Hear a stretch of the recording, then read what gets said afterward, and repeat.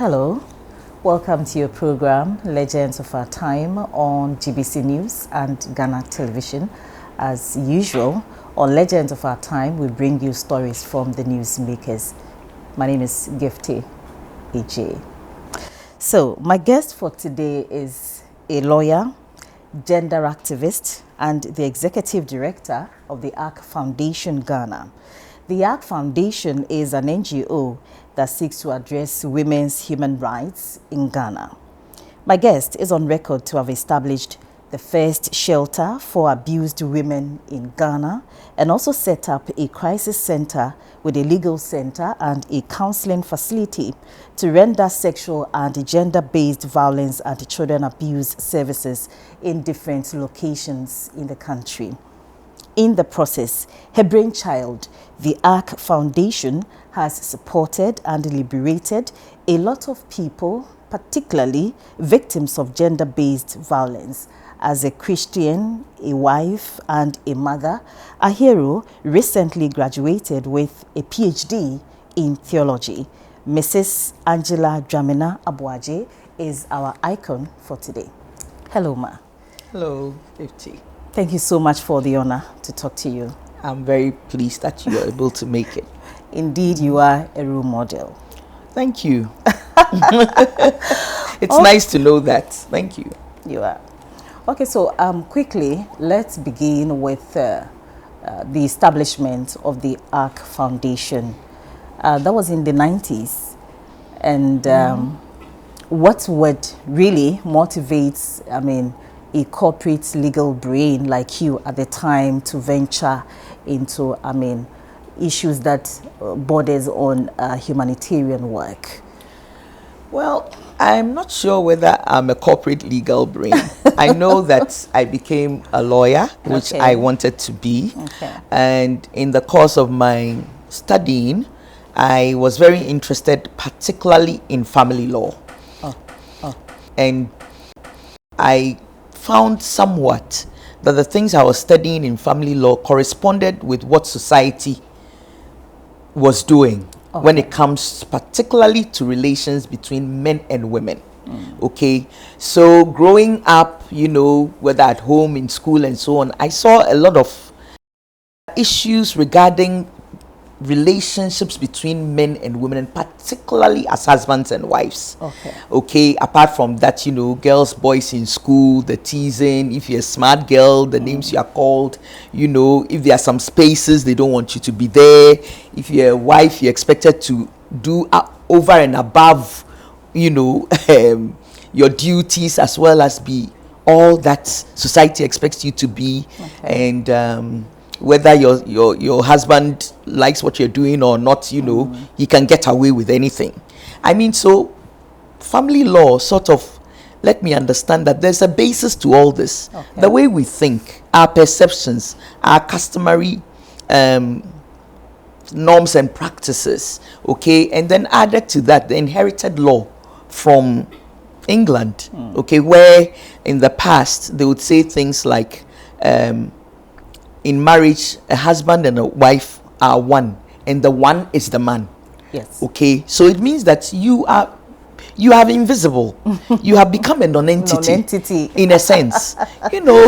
Much later, you studying the Bible, I realized that's not what the Bible said.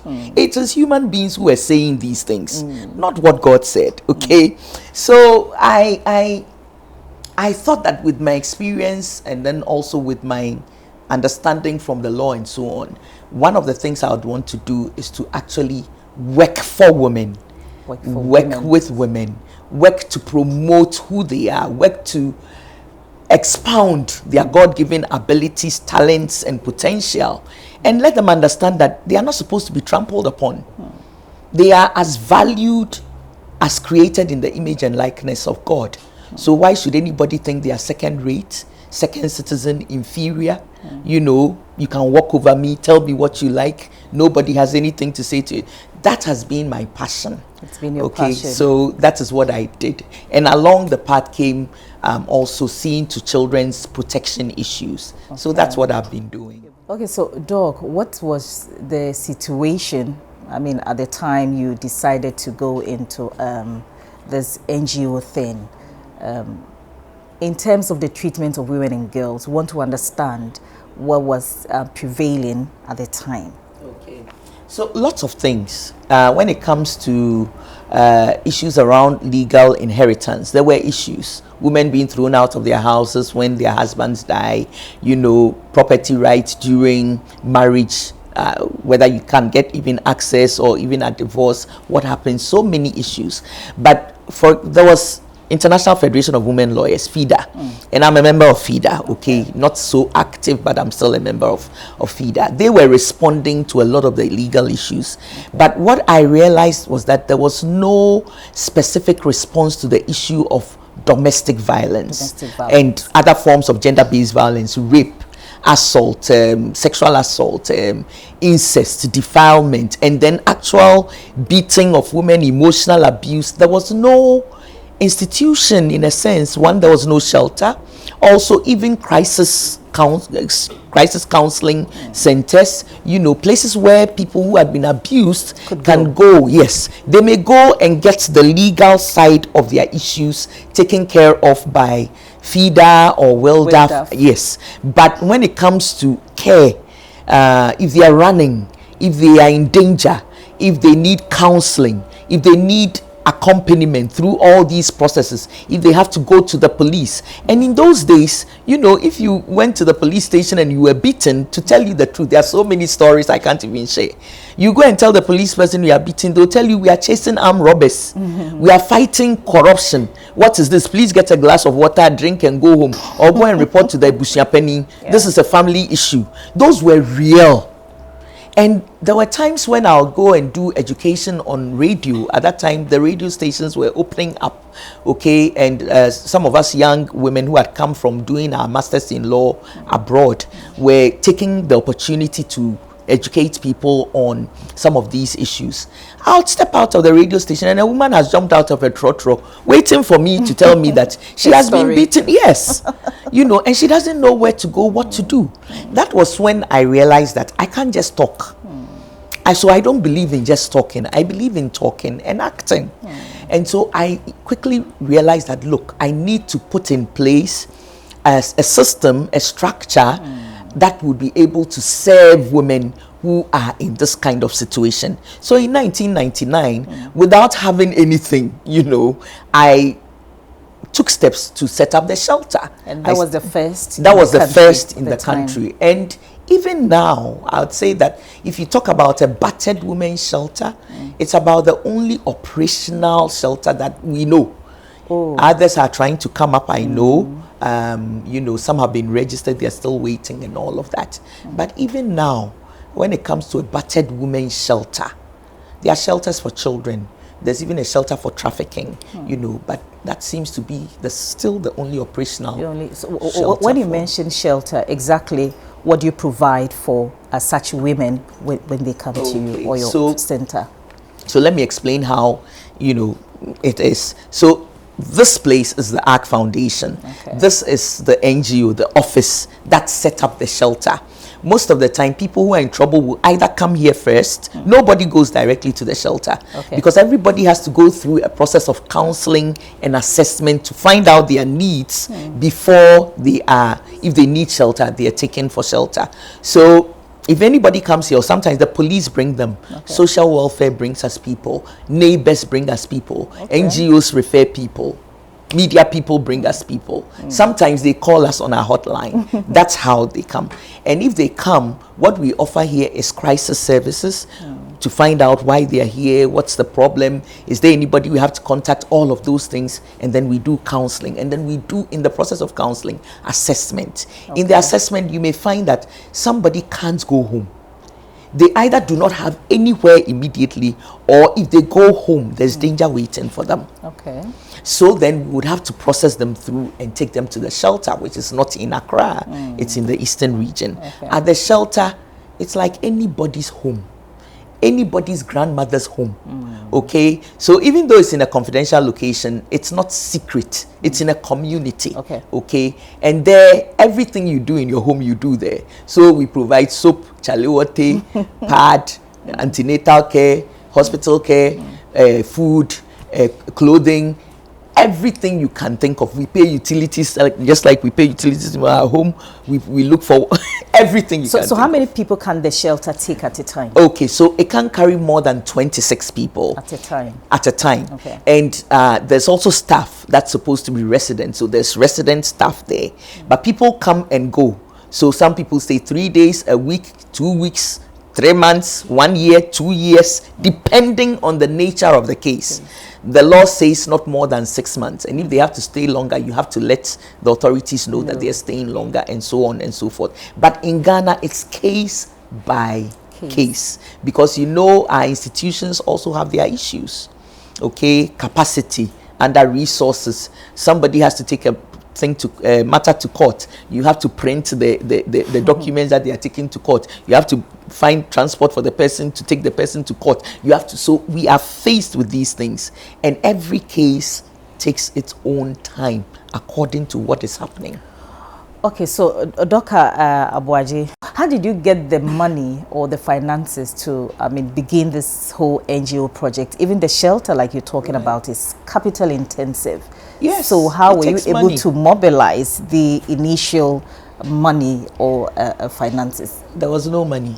So how did you do it? To tell you the truth, what I did when I started was to convert one room in my boys' quarters, my personal living place with my family, my husband and children. So I took charge of the boys' quarters, which are 2.5 rooms, if you like, and a kitchen. One was the hall was for the office. And I had one assistant. Okay. And then I converted one room into a shelter where we had bunk beds. So that was where the police started bringing me people to keep. Sometimes there will be children, sometimes they are adult women. Okay.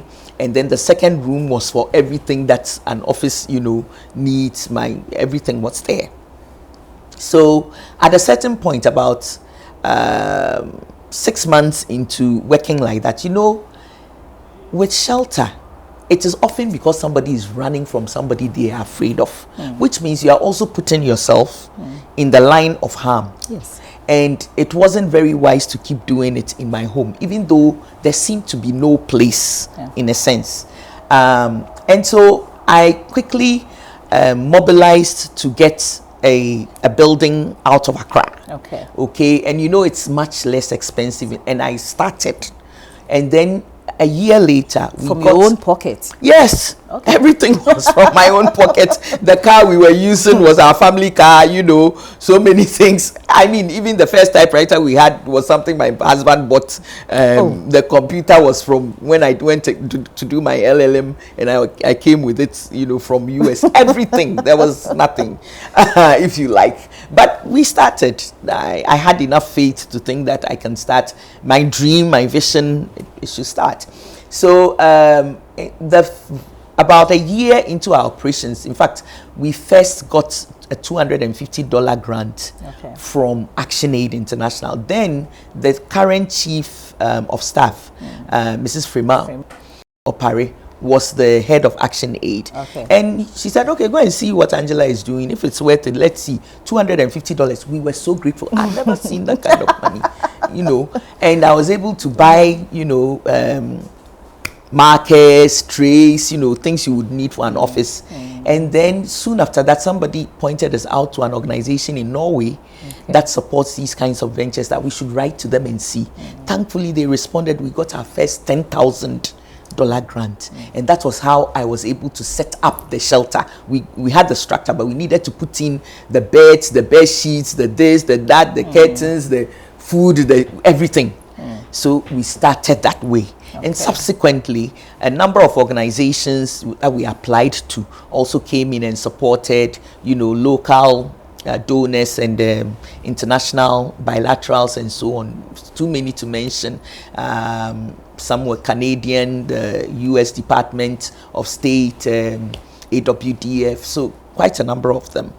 Until 2015, 2016, around that time, Ghana had become a middle-income country, lower middle-income country, and a lot of donors were not interested in providing money for services.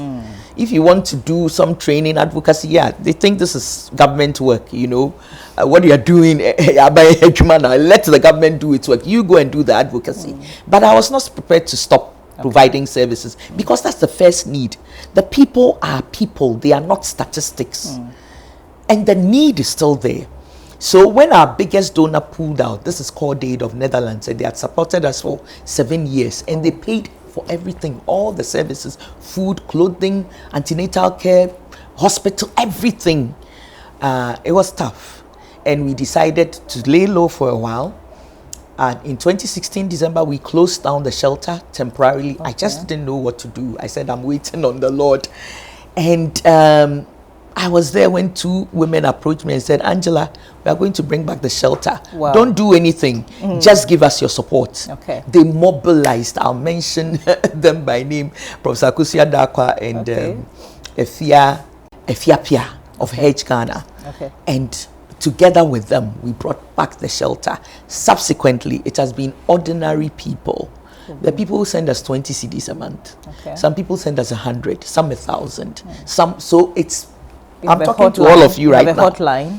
Yes, on the hotline number. Yes. Okay. So ordinary people bring us occasionally a corporate. So a bank will give you a 10,000 here, 20,000. Stanbic Bank, Vodafone supported us also with a transit shelter, because during the COVID era, you can't just take people directly. If they have COVID, they are going to infect everybody else. And we used to have nightmares when we had people, because we have to find guest houses to put them in. Vodafone came in and said, look, we'll help you with a transit, so that you can transit them through there. So that's how we've gone. Now it's mainly ordinary Ghanaians, people who abroad who hear from us. Who've been supporting you. I'm sorry, you have to take a quick break. That's when we come back, we'll continue. That's fine. Well, so it's still Legends of Our Time on GBC News and Ghana Television. We'll take our first break, and when we come back, we'll talk more. Please stay.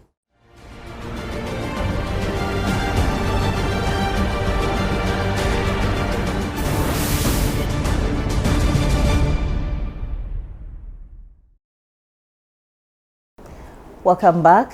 Just joined us. You're watching Legends of Our Time on GBC News and Ghana Television. My name is Gifty AJ, and my guest for today is Dr. Angela Dwamena-Aboagye, the Chief Executive Officer of the ARC Foundation, Ghana. Okay, Doc. So let's continue with the conversation. Specifically, let's look at the cases that come to the NGO or the foundation. You don't want me to start on that. And probably you can talk about one pathetic case. I mean, especially when you want to share with us. Every case is very harrowing, if you like. You know, you can't imagine I'm here, I get a call from a mother who is in the US visiting her children, and she says, if you don't pull my daughter out of that place, she will die. And what is the case? This is a situation where somebody who is supposed to be in a very noble profession, his wife is also a professional. He beats her black and blue. He beats her in front of the children. He can beat her in the car, leave her, tear her clothing and set her off on the road. It's neighbors who will find her and cover her. And the family has tried and it ain't working. This person believes the husband will change. The husband is not like that. It is something that is making him do it. You know, that kind of thing. And indeed, when you see cases like that, you know you can barely do anything except to encourage the person, because they are not ready to move. It can be that harrowing, especially when you see that, look, you can't offer help to somebody who doesn't want your help. And why would people want to make such decisions? Even after talking to them, counseling them, they would still want to... Because they believe that it will work. And I'm not surprised about that belief, because there's no, especially for women, there's no woman who goes into marriage genuinely who wants the marriage to break. They may have problems, they may have issues, they may have abuse. Often they think abuse is just like another problem. Unfortunately, it is not another problem. It's a very serious problem. It can even end in your death. So I love him, you know, who will take up my children when they are gone. He will change. I've been praying about it, you know, all of that, and they stay. And sometimes, like they say in our language, it doesn't end well. It doesn't end well. So you have cases like that. And then you have the success stories. Somebody comes to you who has been abused by their father sexually, for example. Some of them come carrying their father's babies. And this person is pregnant, she's 13-year-old, and the baby is her father's baby. And she's confused. So how do you manage cases like that? Like, for example, like what you've just said. That is why we work with a lot of people and institutions, because that person coming, it's not just a police case.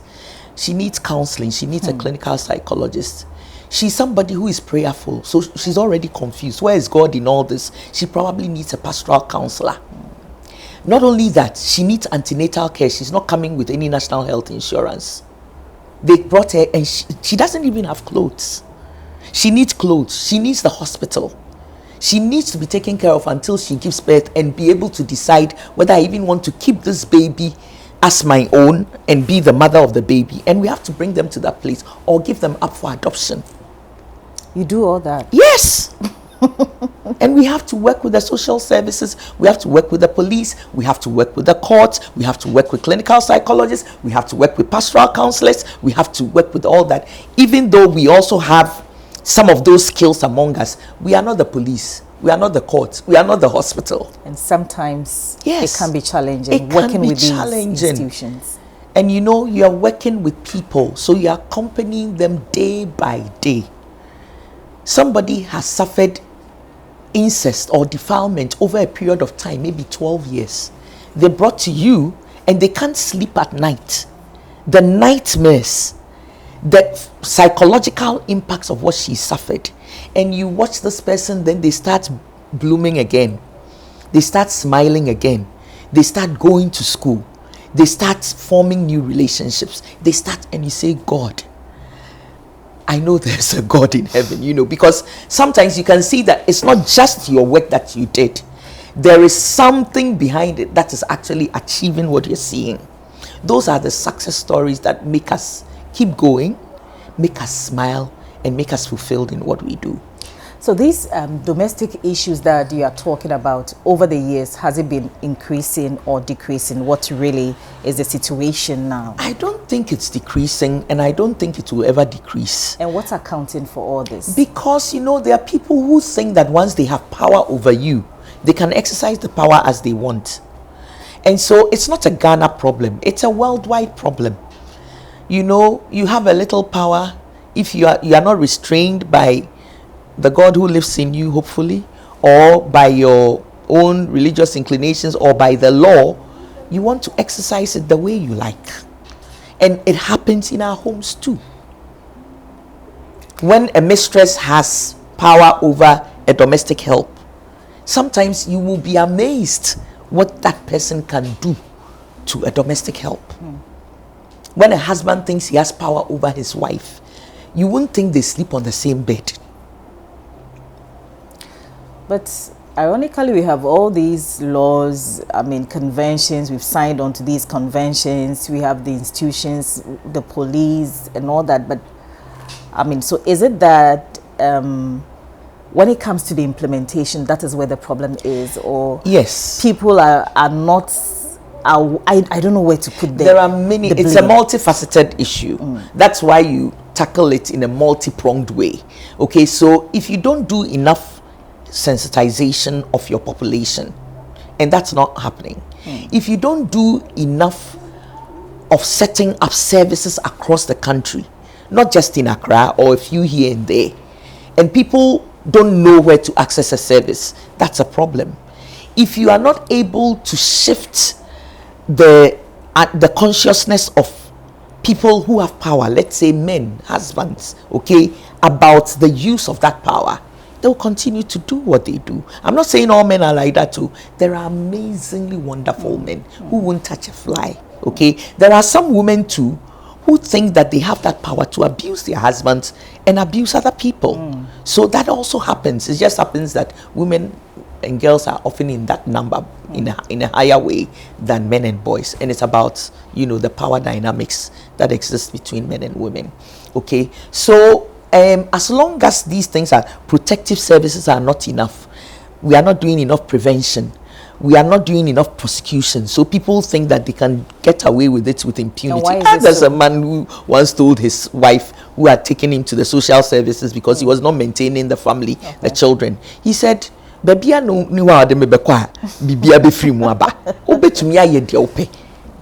will come out of yes. And sometimes when such people come to a place and they realize that as for here, they are not likely to let you go, the story changes. Okay. Because we are intent to pursue the matter and to see to its logical conclusion and to at least provide a certain modicum of safety, a certain modicum that you are a person to the person we are seeing. It shifts the dynamic. So you need a lot more people who are also interested in this sort of work. And it's not easy work. It doesn't also pay a lot. Imagine. So how many people would do this? Yet I'm sure there's still people around who are ready to help. Let's look at the success story. I mean, it's been about a decade or more since you began this journey. Oh no. 23 years.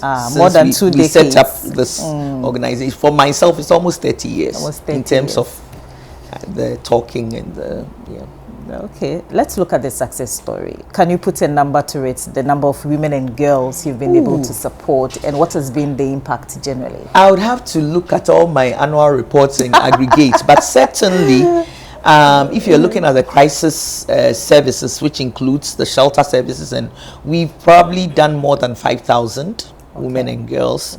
When it comes to the education that we've done in the Ghanaian community, I wouldn't be surprised we've hit up to maybe 3 million to up to 500. Yes, because some time ago, now we're a bit slow on that. We were going to community after community with posters and flyers and loudspeakers, doing this kind of all the way to the north, to the south, to the east, to the west. I mean, you can ask me, my own household vehicles, got erected. Used in the process. Oh, yes. Until we were able to make something for ourselves in terms of getting a vehicle to do that kind of thing. So we have impacted quite a huge number of people. Hopefully that the way of thinking and way of looking at family and so on has changed to some degree.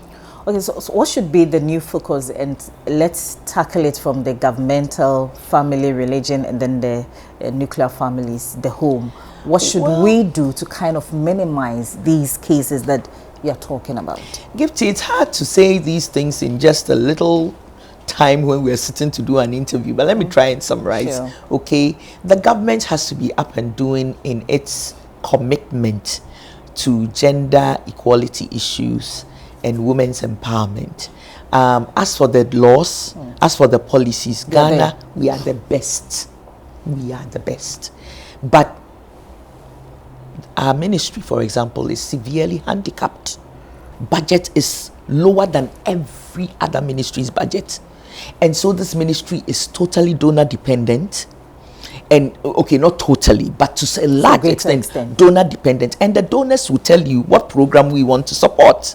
So most of the time, you don't have your independence to be able to step forward with confidence and be able to do the policy work that needs to be done by a ministry like this. Because look, I can only do what I'm doing. I'm not the government.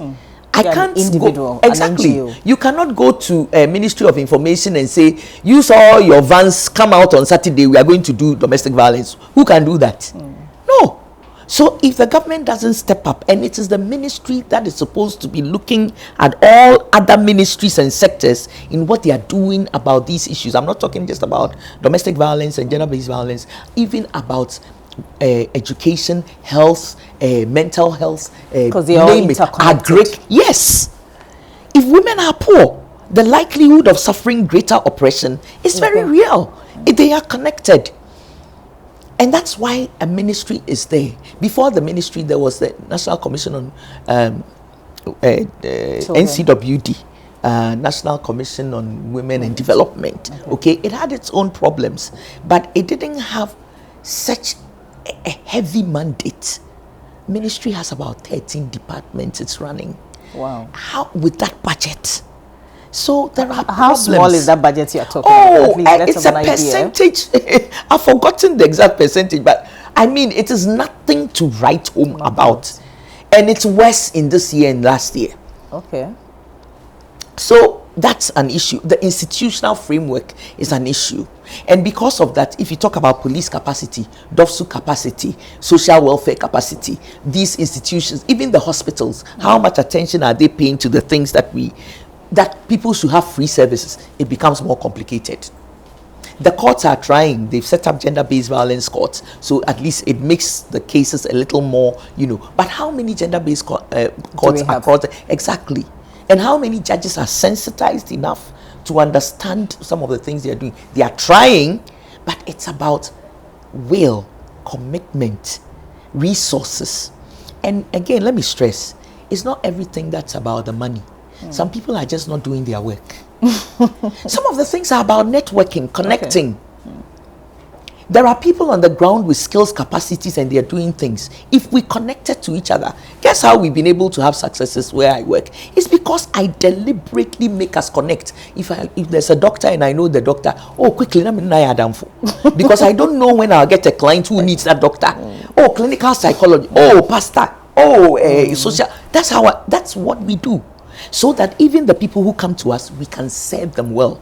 How much more if this connection was a more formalized process through the ministry, through its systems and structures, and through the other connections, we will become more effective. This is not about money. It's somebody not doing their work. You get what I'm saying? Exactly. And sometimes we talk and talk and talk. They talk too much. These women, I see people. I see their potential. And I know that if they got support, Ghana will be a better place. But somebody is not doing their work. It's very true. Yes. So let's look at it in terms of religion and then families, what we can also do to kind of help this Good question. When it comes to religion, I mean, I'm a pastor myself. Okay. I don't run a church, but I support other pastors and my head pastor. Okay. And the church and other religious bodies also have a big role to play because Ghana is a heavily religious country. About 70% of yes, the population are Christian, the rest Muslims, and then other. Now you realize that what you say in the pulpit makes a big difference. Pastors are powerful. Yes. So if pastors were sensitized and they themselves are keeping their families in a certain way, that can make a big difference.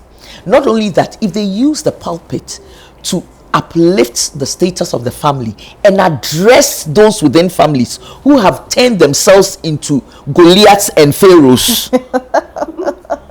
Yes, if they would be bold enough. Okay, now Gifty, you were here when the Osinachi case broke out. Yes, this is Nigeria. It's not surprising. It has been happening over and over again. 2 years ago, women up to about how many? I stopped at 8. When they were killed. Okay. Some people counted up to 13 just about 1.5 years ago. In Ghana? Yes, in Ghana. One after the other, killed by their husbands or boyfriends. One after the other. Osinachi case is because it's a famous case. She's a famous singer. Nigerians make her. But it was not surprising to me. And she belonged to a church. And she had a whole family of Christians around her. Nobody could challenge that man. Nobody. That is where we need to be asking. What will God ask us when we meet him? How powerful was he that this woman had to live in an oppressed situation? Nobody could challenge him. What is that? So what should the church do? Our leaders, religious bodies, what should they do they must to support women and girls? They must take up this issue seriously. They must preach about it. They must learn to be sensitized to about it, because if they are not sensitized and they take up the matters, they make it worse. Okay.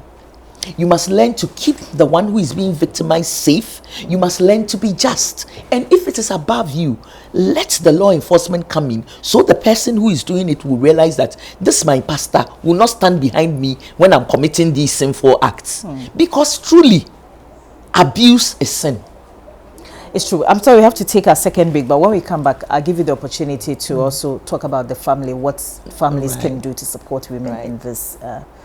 Okay, so it's still legends of our time, and of course our guest today is really an expert when it comes to women and girls. So we take our second break, and when we come back we'll conclude this interview. Kindly stay with us.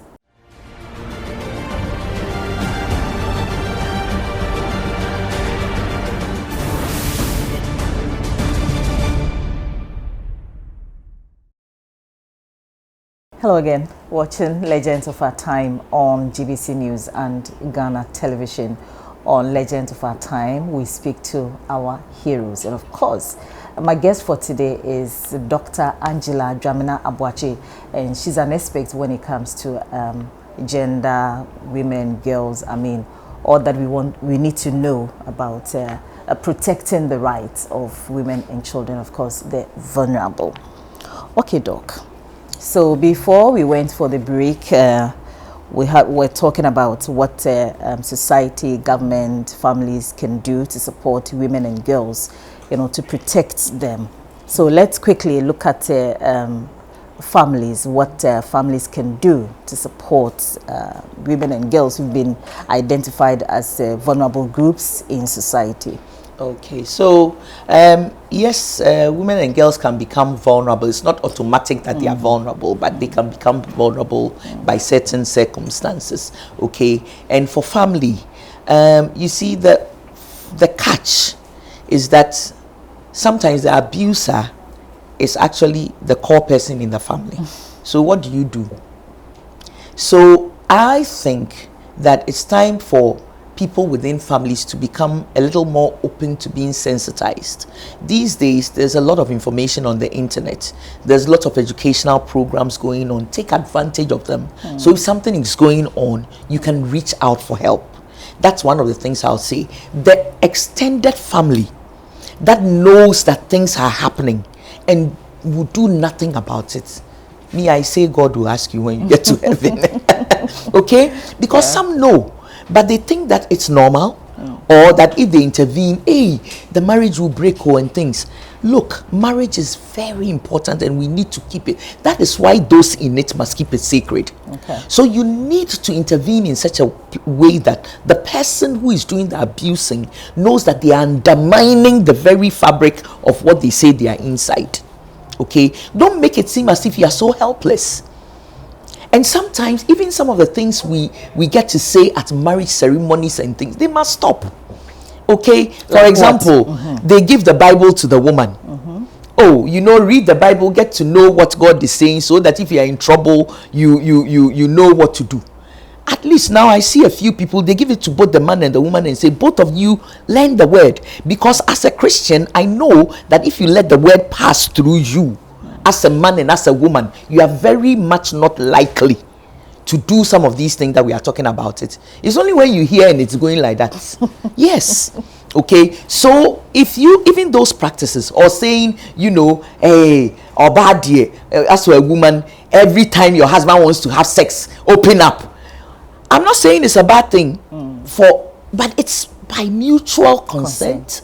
It must be done with respect, with love, with fun. And even if the person, you are tired, and the way the person will say, oh, Charlie, today, you will even, but if you say, also on Peniswa, I mean, what you are promoting violence.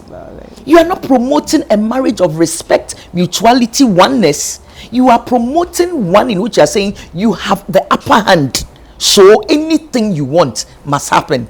But there's this portion in the Bible that says that, women should be submissive. So probably that is where. Oh, thank God for that portion in the Bible, because I know exactly why it was there. Okay. If you read that whole portion, you will understand it. If a woman submits to a husband who is loving her as Christ loves his church, enough to die for her, how will submission and love be opposite of each other? They are two sides of the same coin. That coin's name is Christ Jesus. So both woman and man must be like Christ. That is what Paul was trying to say.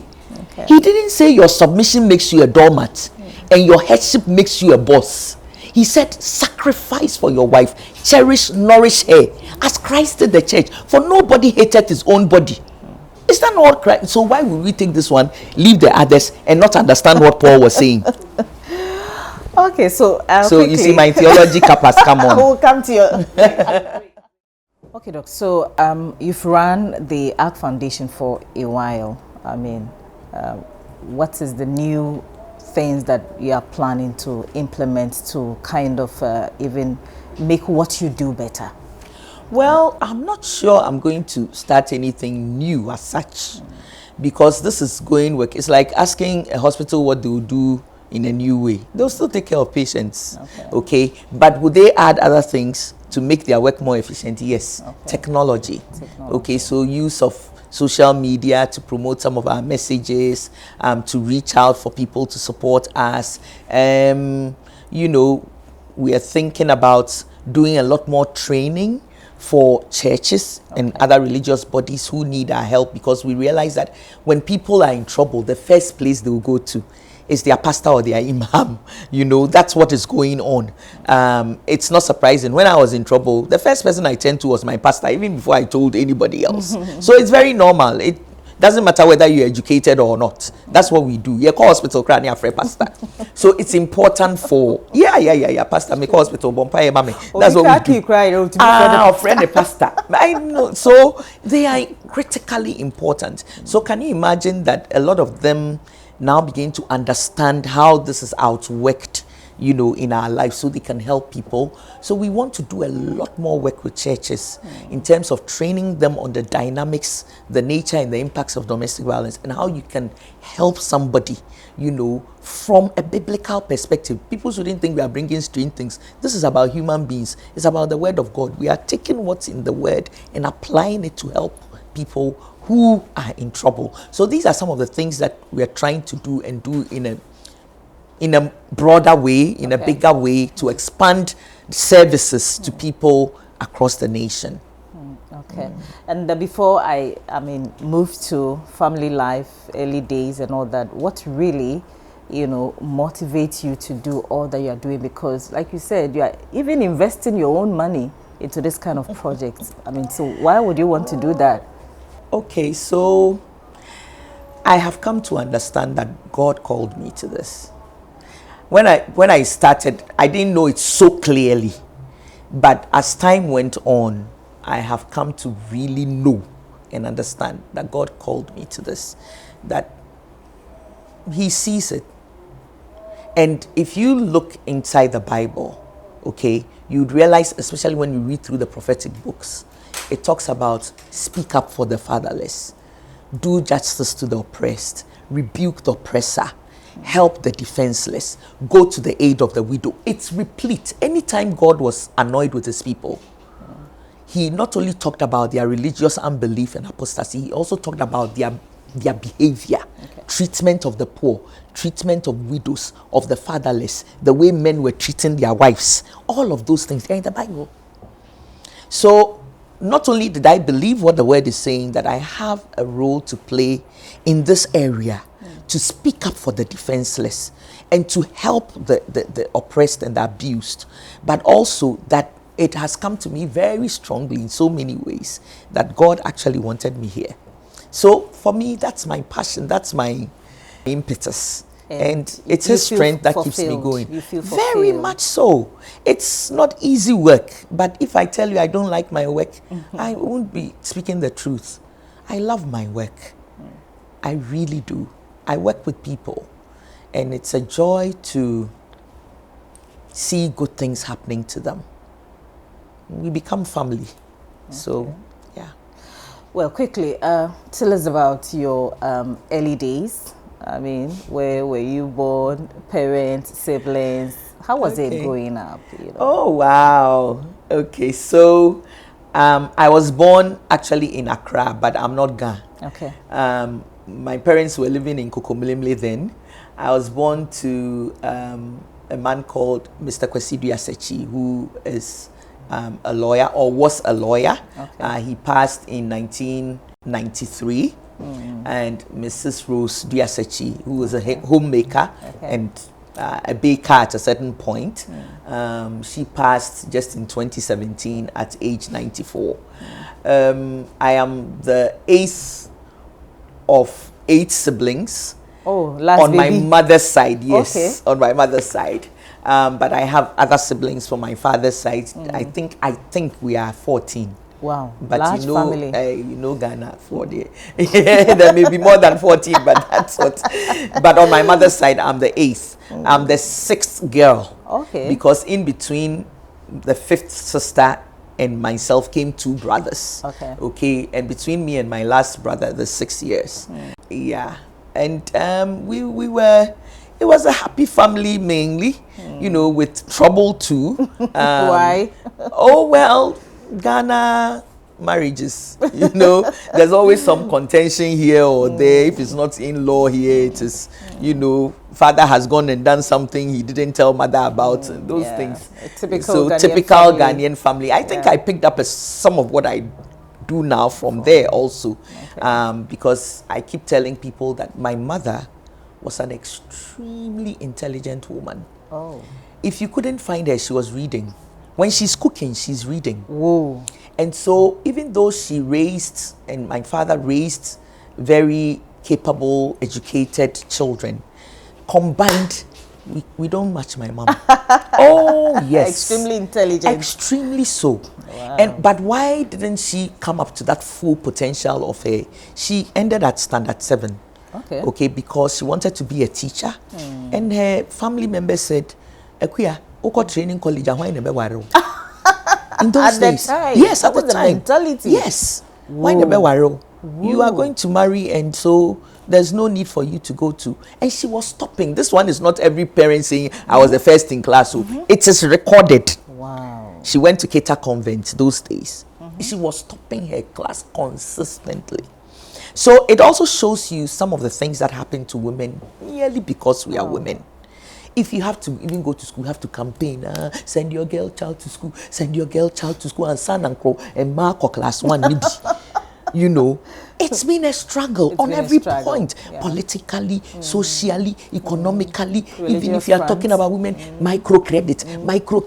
We don't like macrocredit. we like macro. You know, so these things have been there.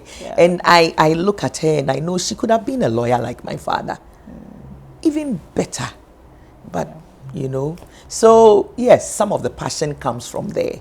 I had a father who really believed in educating his children. Okay. And he would also argue with us non-stop. Argue is an exercise in my house. You see the way I talk.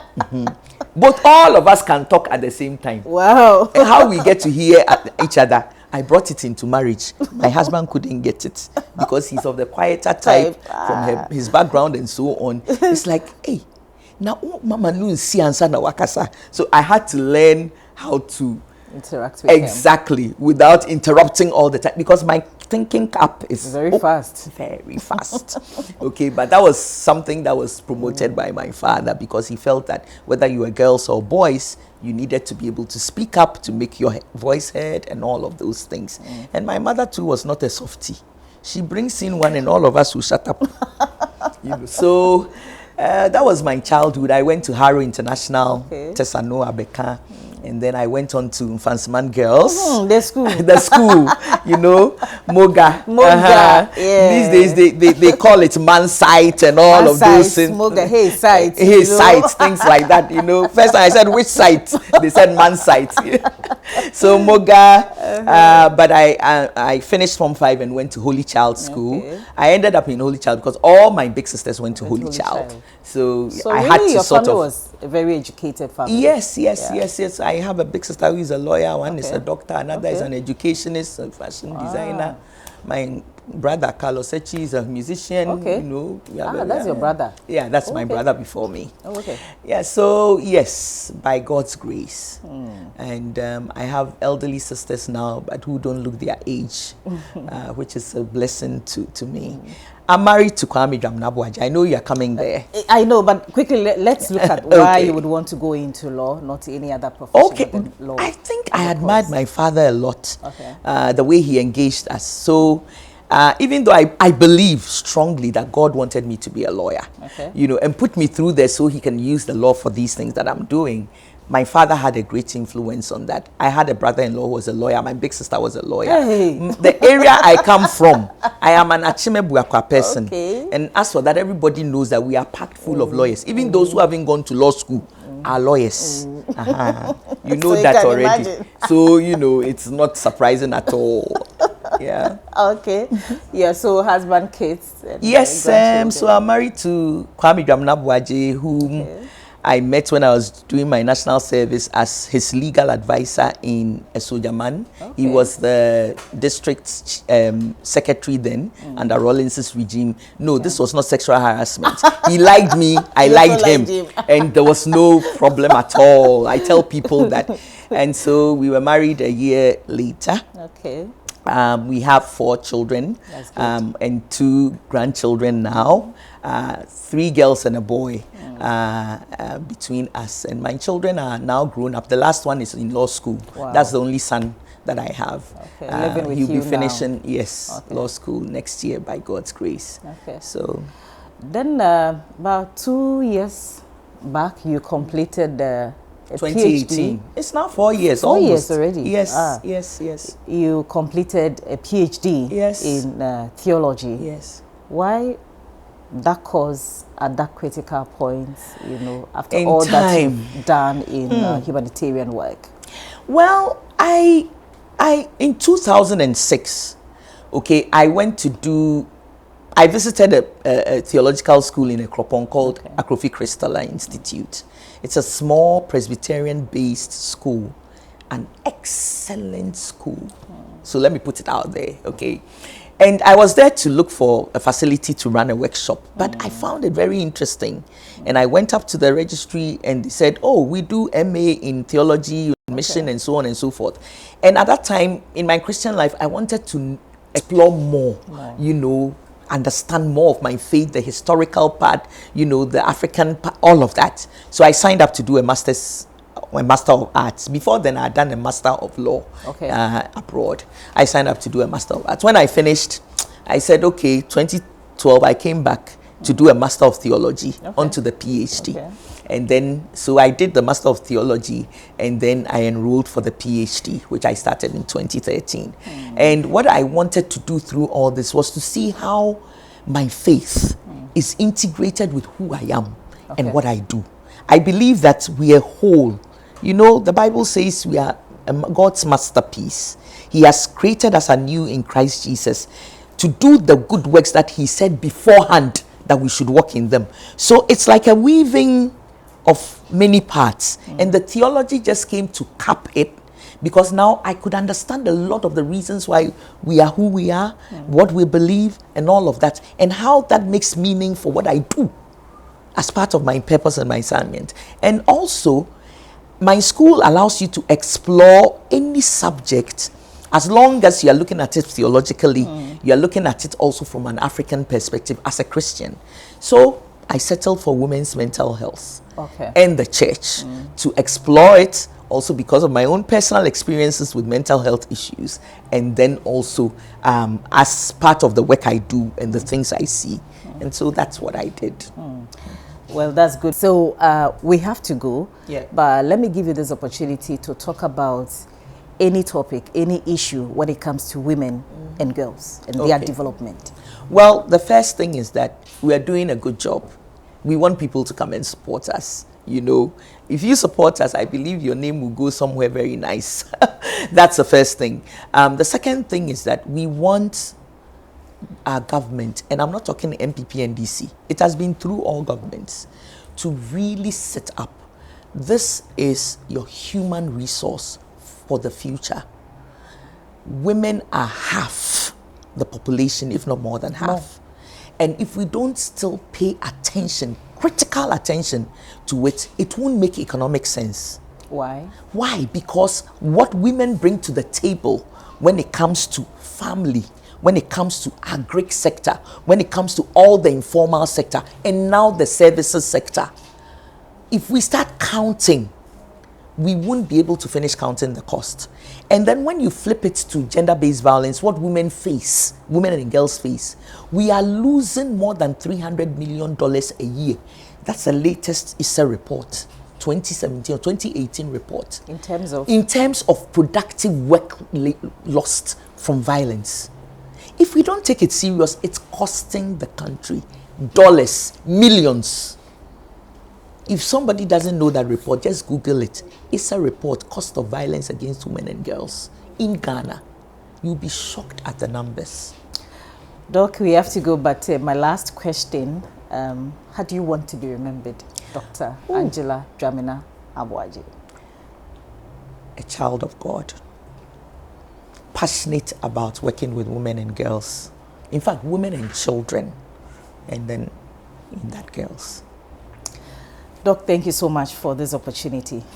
You're most so welcome, Gifty. Thank you for coming. Grateful. Thank you so much. And then God bless you too. We say, are you cool? Thank you. May God replenish whatever that you've lost. Thank you. I mean, in the drive of protecting women and children, and even society in general. Thank you. I can understand what you do on a daily basis and what you go through. Thank you. We are so proud of you. Thank you, Gifty. Thank you so much, God bless you. Thank you. Well, so this has been Legends of Our Time on GBC News and Ghana Television. My guest for today has been the founder